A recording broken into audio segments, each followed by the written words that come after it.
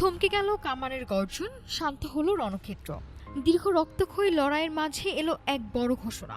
মার্কিন president Donald ট্রাম্পের অনুরোধে 3 দিনের জন্য যুদ্ধবিরতিতে রাজি হয়েছে রাশিয়া ও ইউক্রেন। এই বিরতি কি কেবল সাময়িক, নাকি দীর্ঘস্থায়ী শান্তির পথে প্রথম ধাপ? 9, 10 ও 11 মে এই 3 দিন আর উড়বে না কোনো ড্রোন, আছড়ে পড়বে না কোনো মিসাইল। ডোনাল্ড ট্রাম্পের এক পোস্টে বিশ্ববাসীকে চমকে দিয়ে এলো এই খবর। দ্বিতীয় বিশ্বযুদ্ধের সেই ঐতিহাসিক মিত্রতার কথা মনে করিয়ে দিয়ে পুতিনকে রাজি করালেন ট্রাম্প। 9 মে রাশিয়ার বিজয় দিবসকে ঘিরেই তৈরি হলো এই শান্তির সুযোগ। প্রেসিডেন্ট ট্রাম্প বলছেন এটি তার সরাসরি অনুরোধে হয়েছে, আর এই প্রচেষ্টাকে স্বাগত জানিয়েছেন ইউক্রেনের প্রেসিডেন্ট ভলোদিমির জেলেনস্কিও। ক্রেমলিন থেকে এসেছে সবুজ সংকেত।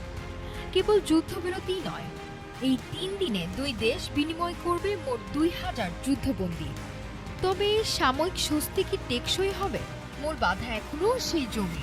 রাশিয়ার দাবি দখল করা এলাকাগুলো ইউক্রেনকে ছেড়ে দিতে হবে, কিন্তু জেলেনস্কির সাফ কথা, 1 ইঞ্চি মাটিও ছাড়বে না ইউক্রেন। দোনেস্কু নিয়ে এই বিপরীত মেরুর অবস্থানই এখন শান্তি আলোচনার সবচেয়ে বড় কাটা।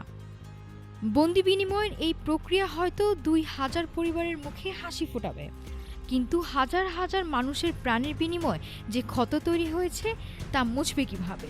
ট্রাম্পের এই 3 দিনের ম্যাজিক কি পারবে আলোচনার টেবিলে দুই পক্ষকে চিরস্থায়ী সমাধানে আনতে? বারুদের গন্ধে ভারী বাতাসে আপাতত 3 দিনের বিরতি। পুরো পৃথিবী এখন তাকিয়ে আছে 11 মের পর কি হয় সেদিকে।